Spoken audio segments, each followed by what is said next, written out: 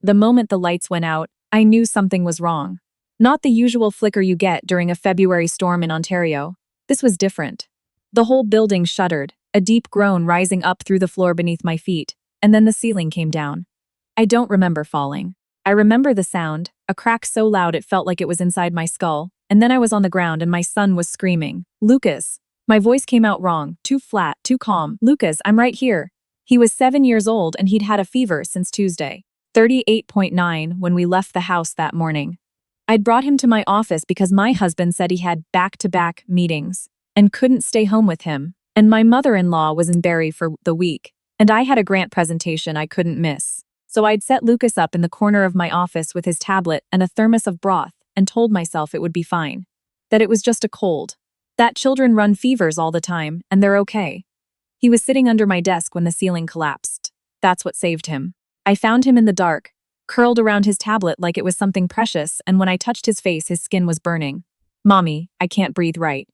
The air was thick with drywall dust. I pulled him against my chest and tried to think. My phone was cracked but still lit. I swept the flashlight around what used to be my office and understood immediately that we weren't walking out of here on our own. A slab of concrete, torn loose from the floor above, had come down at an angle across the doorway.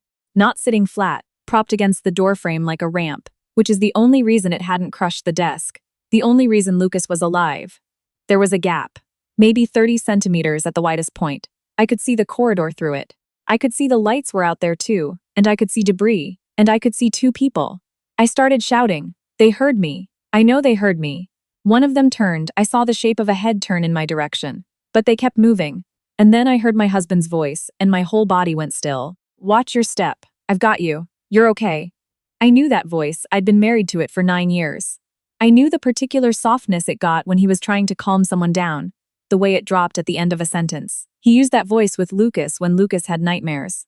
He used it with me exactly once, when my father had his first cardiac event and I called him from the hospital parking lot not knowing what to do with my hands. I pressed my face to the gap in the concrete. My husband was carrying a woman. She had her arms around his neck and her face tucked against his shoulder, and he was moving carefully, deliberately, stepping over chunks of plaster, heading toward the stairwell. I recognized her.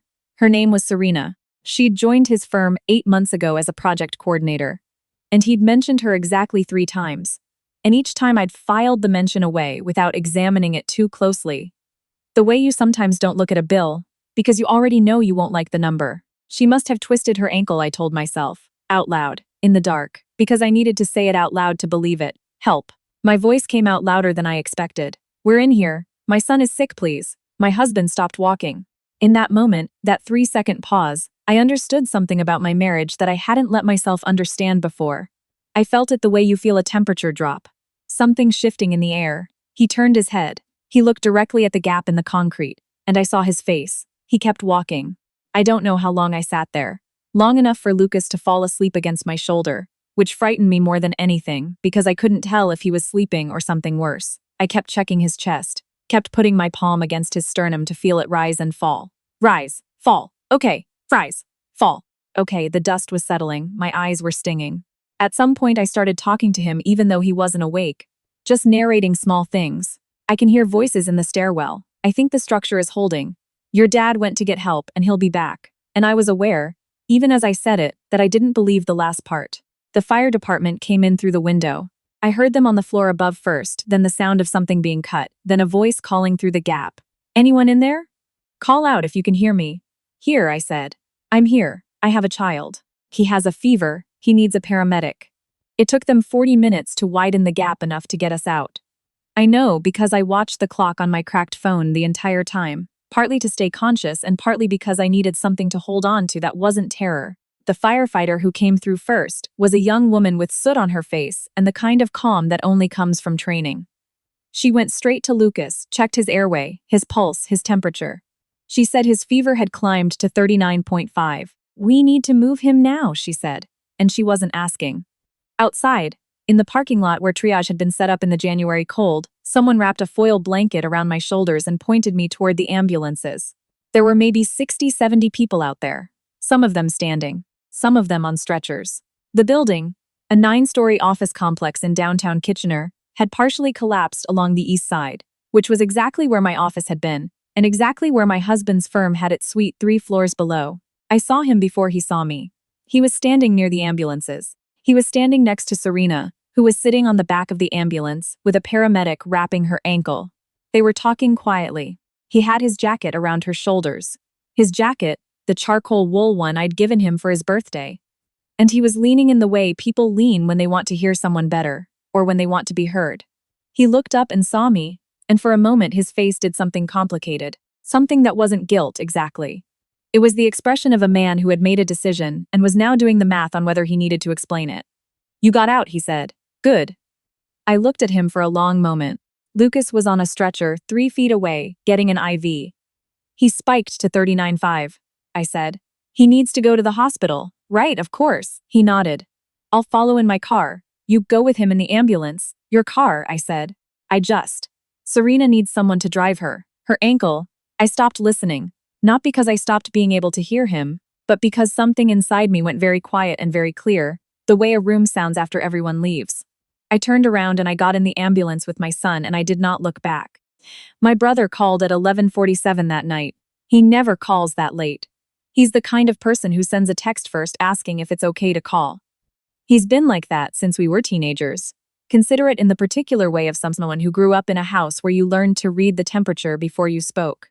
I answered from the hospital hallway, outside the pediatric ward where Lucas was sleeping with antibiotics running through his IV, and his temperature, finally, coming down. "I heard about the building," my brother said. "I've been watching the news. Are you okay?" His name is Frederick, but nobody has called him that since high school. He goes by Riss. He's 4 years older than me. Works in Ottawa in something governmental that he describes vaguely as logistics and oversight. Whenever anyone asks, and I've always known, in the way you know things about your family without being told directly, that his work is more significant than he lets on. He wears regular clothes and drives a used Subaru and makes his own coffee every morning. But there are occasional small signals. The speed with which certain problems get resolved when he makes a call. The way people in positions of authority speak to him when they don't know I'm watching. That suggests the word logistics is doing a lot of heavy lifting. I told him what happened, not the structural collapse part. He'd seen that on the news. I told him the other part, the part with the jacket, the ambulance, the look on my husband's face that wasn't quite guilt. Reese was quiet for a long time. "Where is he now?" "Here, at the hospital. He showed up 2 hours ago." I leaned my back against the wall. "He brought flowers from the gift shop downstairs. One of those arrangements in the plastic sleeve. And Lucas is okay, he's sleeping." Another silence. Then, "I'm coming. You don't have to." "I know I don't have to. I'm coming anyway. I'll be there by morning." I didn't argue. There's a particular comfort in having someone who doesn't ask permission before they show up for you. My husband had been in the waiting room for 2 hours and had come to check on Lucas exactly once. My husband's name is Joel. We met in our late 20s at a friend's cottage in Muskoka, and I married him because he was steady and funny, and made excellent decisions about small things. Restaurants, road trips, what to do on a Sunday morning, and I confused that with the kind of steadiness that holds in an emergency. I see now that I was measuring the wrong things. He's a partner at a mid-sized civil engineering firm. Good salary. We have a mortgage on a 4-bedroom in Waterloo, Lucas's hockey registration, 2 car payments, and the kind of comfortable life that takes a long time to untangle. I work in municipal grants management. Not glamorous, but I'm good at it, and it's mine. And I had kept working through Lucas's babyhood and toddlerhood and first years of school because I knew, somewhere in the back of my mind, that I needed to. I'd been right. I just hadn't known why until now. Joel came into Lucas's room around 1 in the morning. Lucas was still sleeping. I was sitting in the chair beside his bed, still in my work clothes, still with a small cut above my eyebrow that someone had butterfly taped at the scene, and that I hadn't thought about since. "How's your head?" Joel asked. He was looking at the butterfly tape. "Fine. You should have that looked at." "I will."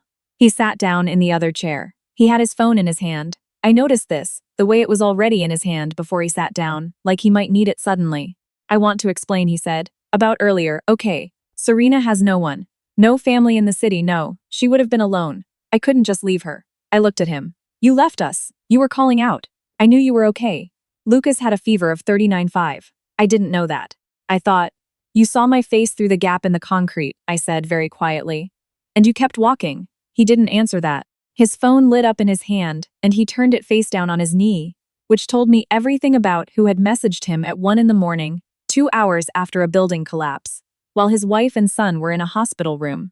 I looked out the window at the Kitchener skyline, the dark buildings, the scattered lights, and I thought about what it means to choose. Not in a crisis. Anyone can claim confusion in a crisis, claim their brain misfired, claim adrenaline makes it of us all. I mean the choosing that happens in the 3 seconds after you see your wife's face through a gap in the concrete and understand that she is alive, and your son is with her and they need you. That 3-second pause is not adrenaline, that is character. I think you should go home tonight, I said. I'll stay with Lucas. He opened his mouth. Please, I said. Go. He went. Reese arrived at 7:40 in the morning, carrying a Tim Hortons bag and wearing yesterday's clothes, which meant he'd driven through the night. He came into the hospital room, set the bag on the bedside table, looked at Lucas for a long moment. Lucas was awake by then, sitting up, watching cartoons on the room's small television. And then he looked at me. You look terrible, he said. I feel terrible. Did you sleep? A little. He handed me a large double-double and sat on the edge of Lucas's bed. Hey, buddy. Heard you gave your mom a scare. Lucas, who has always adored his uncle, immediately launched into a detailed account of being under the desk, which he described with considerable dramatic flair, and which bore only a passing resemblance to how I remembered it.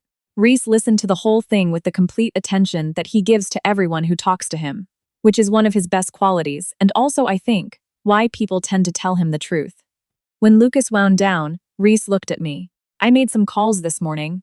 What kind of calls? The kind where I find out things. He said this without any particular inflection. The building's east wing had 3 code violations flagged in the last municipal inspection. 18 months ago, nothing was done. He paused. I also know that your husband's firm was the structural consultant on the last renovation. The room went quiet except for the television. What are you saying? I'm saying you should talk to a lawyer before you talk to anyone else. He reached into his jacket pocket and put a business card on the table beside my coffee. Specifically this one. She's in Toronto, she does family law, and she's very good.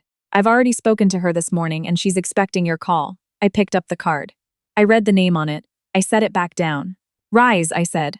What exactly do you do at work? He smiled. It was the same smile he'd had when we were kids and he knew something I didn't, which was frequently. Logistics, he said. And oversight. What happened in the next 4 weeks is difficult to describe as a sequence, because it didn't feel like a sequence. It felt like a simultaneous unraveling. Multiple threads being pulled at once, and me standing in the middle, watching things I had believed in come apart. The lawyer, her name was Dr. Chen, though she clarified she hadn't practiced medicine, the doctorate was in law, told me that as the spouse in a marriage with shared assets, including a marital home, shared investments, and a joint savings account, I had standing to petition for equalization of net family property under the Ontario Family Law Act. She said this matter-of-factly, the way someone explains the weather. I had never heard my marriage described in terms of the Ontario Family Law Act before. It was strange. The way clinical language can make something both more real and less devastating at the same time. She also told me, with the same matter-of-fact tone, that the building collapse investigation was now being handled by the Technical Standards and Safety Authority, and that the structural consultants for the renovation, my husband's firm, were named in the preliminary review. She did not tell me this to be cruel. She told me because I needed to know what I was standing in the middle of. What does this mean for him? I asked. Professionally? It's early, she said. But depending on the findings, there could be regulatory action against his professional engineering license. At minimum, significant reputational exposure. I sat with that for a while. I thought about the 4-bedroom in Waterloo. I thought about Lucas's hockey registration. I thought about the charcoal wool jacket on Serena's shoulders in the parking lot. Okay, I said. What do I do first? Joel found out about the legal filing on a Thursday. He called me 7 times between 2 and 4 in the afternoon. I was in a meeting and did not pick up. When I called back at 4:30, his voice had lost its usual steadiness and become something I didn't quite recognize. Tighter, higher, like he was holding it together with effort. You filed, he said. Yes, without talking to me. I tried talking to you. In the hospital. At 1 in the morning. A long silence then. Is this about Serena? This is the thing about marriage. 9 years of shared context means you sometimes speak in shorthand that would be gibberish to anyone else. Is this about Serena was not a question about the parking lot or the jacket, or the 1 in the morning messages. It was a question that meant, how much do you know, and how much of what you know can I afford to acknowledge? It's about the concrete, I said. You saw my face. You kept walking. He had nothing to say to that, because there is nothing to say to that. My father-in-law called 2 days later. He and Joel's mother live in a large house in London, Ontario, that they bought when Joel's father sold his landscaping company in the 90s. He's a big man, broad-shouldered, the kind of person who takes up space in a room without seeming to try. He has always been pleasant to me, and I have always understood that his pleasantness was conditional on my role in the family being performed correctly. Lily, he said. He always called me Lily, though my name is Lillian and everyone else calls me Lil. You're making a mistake, am I? Joel is under enormous pressure right now. The investigation. This situation with the firm. This is not the time to be adding to that pressure. The investigation, I said, is a consequence of professional decisions that were made at his firm. That's not something I added to. You know what I mean. I do know what you mean, I said. You mean that a wife's job is to stand beside her husband when things get difficult. And I agree with you. I was willing to do that. I have been doing that for 9 years. I paused. But he didn't stand beside me when I needed him to. He stood beside someone else. And I have a 7-year-old who watched that happen. A silence. Your father, he said finally with a shift in his voice that I recognized as a change in strategy, has a certain amount of influence in this province. I hope he won't be using that to complicate things. I thought about Reese's business card on the hospital table, the calls he'd made at 7 in the morning, the lawyer who'd been expecting my call. My brother, I said carefully, works in logistics. Whatever my father-in-law heard in my tone, it was enough. He ended the call shortly after. Lucas asked me about his father one night, about 3 weeks after the collapse. We were doing the dishes together. He washes, I dry. We've had this arrangement since he was old enough to reach the sink. And out of nowhere, he sends, "Is Dad coming home?" I'd been careful. 7 is old enough to understand more than we think they understand. And I hadn't wanted to say anything that would become a weight he carried. But I'd also decided, very deliberately, in the days after the hospital, that I would not lie to my son about the shape of our lives. Not right now, I said. Dad and I are figuring some things out, but both of us love you very much, and that part doesn't change. He was quiet for a moment, rinsing a glass under the tap. Because of the earthquake? Because of some choices that got made, I said. Before the earthquake and during it. He nodded. He's a thoughtful kid, Lucas. He takes things in and processes them before he responds, which is something he got from Reese, not from either of his parents. Uncle Reese is coming for the weekend, right? He is good, Lucas said, and put the glass in the drying rack. The regulatory body's preliminary report came out 6 weeks after the collapse. I read it on my phone on a Tuesday morning, sitting in my car in the parking lot of my office building before work. It was dry, technical language, the kind of document that buries its meaning in procedural nouns. But the meaning was there. The firm's review of the structural load calculations for the East Wing renovation had contained, in the report's careful phrasing, significant discrepancies between assessed and actual load-bearing capacity that a reasonable professional should have identified. Joel's name appeared in the report 4 times. I sat in the parking lot for a long time. I wasn't glad. I want to be clear about that. I wasn't glad. There's nothing satisfying about watching someone's professional life come apart, even someone who made the choices he made. There were other people at that firm. There were other families. But I was done being surprised. And there is a specific kind of peace that comes from that, from finally being done being surprised, from having looked at a thing clearly and decided that you know what it is. Reese came for the weekend as promised. He took Lucas to a Kitchener Rangers game on Saturday evening. Lucas came home with a foam finger and a hot chocolate stain on his sleeve, and the particular glowing tiredness of a child who has had a genuinely good time. I sat on the couch and listened to them in the hallway, Lucas recounting a penalty shot in the 3rd period, with the same dramatic flair he'd applied to the desk story in the hospital, and something in my chest loosened. After Lucas was in bed, Reese and I sat at the kitchen table with tea. He told me the TSSA report was likely to be followed by a formal complaint to Professional Engineers Ontario. He told me this the same way he told me everything, without drama, without preamble, as information I was entitled to have. You should know, he said, that I didn't do anything to make this happen. The violations were there. The report was going to say what it said. I know, I said. I just made sure the right people were paying attention. I looked at my brother across the kitchen table.